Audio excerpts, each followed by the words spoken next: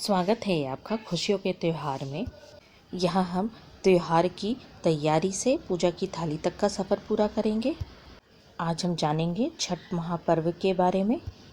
छठ महापर्व क्या होता है, कैसे किया जाता है और कब किया जाता है, इस बारे में हम पूरी चर्चा करेंगे। चलिए वीडियो शुरू करते हैं। छठ का पर्व हर वर्ष कार्तिक मास की शुक्ल पक्ष की षष्ठी तिथि को बहुत ही धूमधाम से पूरे भारतवर्ष में मनाया जाता है।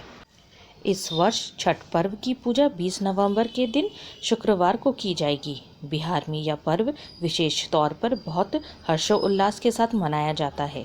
यह व्रत संतान की सुखी जीवन की कामना के लिए किया जाता है। यह 4 दिवसीय पर्व संतान की खुशहाली और अच्छे जीवन की कामना से किया जाता है। सूर्य उपासना का यह अनुपम पर्व है। इस व्रत को महिलाओं के साथ पुरुष भी समान रूप से करते हैं।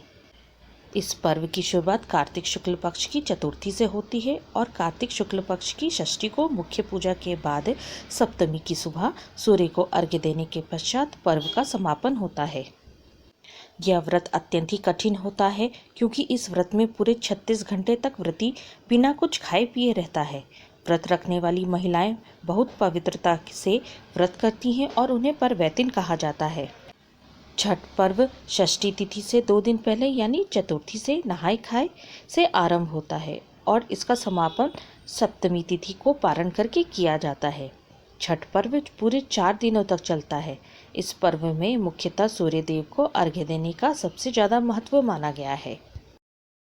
छठ पर्व सूर्य की उपासना का त्यौहार है। ऐसा विश्वास किया जाता है कि सूर्य देव की पूजा करने से व्रत करने वालों को सुख, सौभाग्य और समृद्धि की प्राप्ति होती है। इस दिन किसी नदी या तालाब में खड़े होकर सूर्य को अर्घ्य दिया जाता है। छठ महापर्व की सबसे बड़ी खासियत है कि इसमें सादगी तथा पवित्रता को खास महत्व दिया जाता है। इसके अलावे पर्यावरण को प्राथमिकता देते हुए नदी के किनारे बांस की टोकरी में सूर्य भगवान की पूजा होती है। इसके अलावा प्रसाद बनाने में चावल, गुड़ और गेहूं का इस्तेमाल किया जाता है। साथ ही इस महापर्व की विशेषता है कि इसमें वेद और पुराण को प्राथमिकता न देकर किसानों, ग्रामीण जनजीवन और परंपराओं को महत्व दिया जाता है। कार्तिक माह के शुक्ल पक्ष की चतुर्थी तिथि से छठ पूजा का आरंभ होता है। इस दिन को नहाय खाए की परंपरा होती है।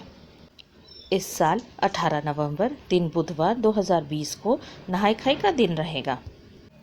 18 नवंबर सूर्योदय 6:46 पर और 18 नवंबर सूर्यास्त शाम को 5:26 पर होगा। अब चलिए जानते हैं नहाय खाई होता क्या है।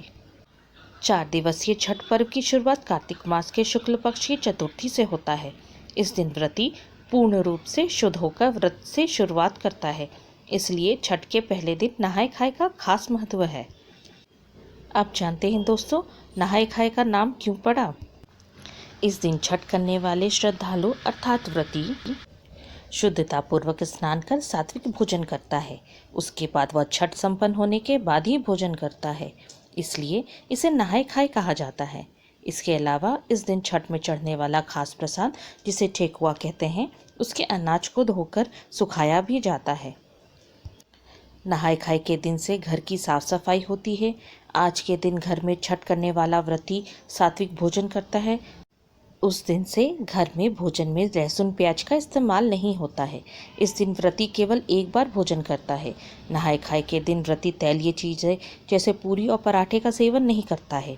साथ ही घर के अन्य सदस्य व्रत करने वाले को भोजन करने के बाद ही अन्न ग्रहण करते हैं। इसके अलावा आमतौर पर घर में बिस्तर पर भी नहीं सोता, बल्कि वह 4 दिन तक ज़मीन पर सोता है। नहाय खाए के दिन खास तौर से लौकी की सब्जी बनती है। इसके पीछे मान्यता है कि हिंदू धर्म में लौकी को बहुत पवित्र माना जाता है। इसके अलावा लौकी में पर्याप्त मात्रा में जल रहता है। इसमें लगभग 96% पानी होता है, जो व्रती को आगे आने वाले दिनों में ताकत देता है। इसके अलावा लौकी खाने से बहुत सारी बीमारियां भी दूर हो जाती हैं। इसके अलावा खाने में सेंधा नमक का इस्तेमाल किया जाता है। साथ ही इस दिन चने की दाल खाई जाती है। ऐसी मान्यता है कि चने की दाल बाकी दालों में सबसे अधिक शुद्ध होती है तथा वह व्रती को ताकत भी देती है। नहाय खाए के दिन व्रती तालाब या नदी के किनारे स्नान करते हैं, इसलिए नदियों के किनारों पर बहुत भीड़ होती है। स्नान से पहले वह पवित्र लकड़ी के दातुन से मुंह धोकर नदी में स्नान करते हैं। उसके बाद पवित्र नदी का जल लेकर घर आते हैं और उससे छठ का प्रसाद बनता है। लेकिन शहरों में तालाब और नदी की कमी के कारण लोग अपने घर में ही पवित्रता पूर्वक स्नान कर लेते हैं। इसके अलावा नहाय खाए के दिन खाना आम दिनों की तरह रसोई के चूल्हे पर नहीं बल्कि हमेशा मिट्टी के चूल्हे पर बनाया जाता है। इसके अलावा इस बात का भी ध्यान रखा जाता है कि चूल्हे में केवल आम की लकड़ी का इस्तेमाल किया जाए। इस दिन खाना बनाकर पूजा की जाती है। उसके बाद सूर्य भगवान को भोग लगाया जाता है। इस प्रकार पूजा के बाद सबसे पहले व्रत करने वाला व्यक्ति खाता है, फिर परिवार के दूसरे सदस्य खाते हैं। छठ पूजा का दूसरा दिन यानी लोहंडा और खरना इस बार 19 नवंबर दिन बृहस्पतिवार 2020 को होगा। यह कार्तिक मास की शुक्ल पक्ष की पंचमी का दिन होता है। पंचमी 19 नवंबर सूर्योदय प्रातः 6:47 पर, पंचमी तिथि 19 नवंबर सूर्यास्त शाम को 5:26 पर होगा। छठ में खरना का है खास महत्व। इस दिन बनता है विशेष प्रसाद। छठ महापर्व के दूसरे दिन खरना होता है। खरना कार्तिक मास की पंचमी को नहाय खाए के बाद आता है। खरना को लोहंडा भी कहा जाता है। खरना खास होता है क्योंकि व्रती इसमें दिन भर व्रत रखकर रात में खीर प्रसाद ग्रहण करते हैं। छठ में खरना का विशेष महत्व है क्योंकि इस दिन प्रसाद ग्रहण करने के बाद व्रत करने वाले व्यक्ति छठ पूजा पूर्ण होने के बाद ही अन्न ग्रहण करता है। छठ में खरना का अर्थ है शुद्धिकरण। यह शुद्धिकरण केवल तन ना होकर बल्कि मन का भी होता है। इसीलिए खरना के दिन केवल रात में भोजन करके छठ के लिए तन तथा मन को व्रती शुद्ध करता है। खरना के बाद व्रती 36 घंटे का व्रत रखकर सप्तमी को सुबह अर्घ्य देता है। खरना के दिन खीर, गुड़ और चावल का इस्तेमाल करके शुद्ध तरीके से बनाई जाती है। छठी मैया को भोग लगाने के बाद ही इस प्रसाद को व्रती करने वाला व्यक्ति ग्रहण करता है। खरना के दिन व्रती का यही आहार होता है। खरना के दिन बनाए जाने वाला खीर प्रसाद हमेशा नई चूल्हे पे बनता है। साथ ही इस चूल्हे की एक खास बात होती है कि यह मिट्टी का बना होता है। प्रसाद बनाते समय चूल्हे में इस्तेमाल की जाने वाली लकड़ी आम की होती है। दूसरे पेड़ों की लकड़ियाँ का इस्तेमाल नहीं किया जाता है। खरना के दिन व्रत रखने वाला व्यक्ति प्रसाद ग्रहण करता है तो घर के सभी सदस्य शांत रहते हैं और कोई शोर नहीं करता, क्योंकि शोर होने के बाद व्रती प्रसाद खाना बंद कर देता है। घर के सभी सदस्य व्रत करने वाले का प्रसाद ग्रहण करने के बाद ही भोजन ग्रहण करते हैं। तृतीय दिन षष्ठी तिथि यानी छठ पूजा का मुख्य दिन और अर्घ्य का समय। कार्तिक मास के शुक्ल पक्ष की षष्ठी तिथि को छठ पूजा की जाती है। इस दिन संध्या के समय सूर्य को अर्घ्य देते हैं। इस साल छठ पूजा 20 नवंबर को की जाएगी। षष्ठी तिथि आरंभ 19 नवंबर रात 9:59 से षष्ठी तिथि समापन 20 नवंबर रात 9:29 तक। 20 नवंबर सूर्योदय सुबह 6:48 पर, 20 नवंबर सूर्यास्त 5:26 पर। षष्ठी तिथि को संध्या अर्घ्य दिया जाता है और उसके बाद सप्तमी तिथि को उषा अर्घ्य दिया जाता है। सूर्य देवता को अर्घ्य देके विधिवत पूजा की जाती है। उसके बाद छठ महापर्व संपन्न हो जाता है। छठ पर्व के तीसरे दिन शाम को अर्घ्य दिया जाता है। उसे संध्या अर्घ्य भी कहा जाता है। यह संध्या अर्घ्य चैत्र और कार्तिक शुक्ल षष्ठी को मनाया जाता है। इस पवित्र दिन लोग पूरे दिन पूजा की तैयारियां करते हैं और शाम को नदी या तालाब किनारे परिवार सहित प्रसाद को लेकर जाते हैं।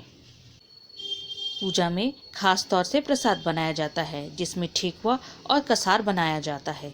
प्रसाद में ठेकुआ और कसार के अलावे सभी तरह के मौसमी फल भी रखे जाते हैं। छठ पूजा के दौरान सभी प्रसाद को बांस की टोकरी में रखा जाता है जिसे दौरा कहा जाता है। घर में पूजा करने के बाद एक सूप में नारियल, 5 प्रकार के फल तथा पूजा का सामान दौरा में रखकर घर के पुरुष सदस्य घाट की ओर ले जाते हैं। प्रसाद के दौरा को सिर पर इसलिए रखा जाता है क्योंकि वह अपवित्र ना हो।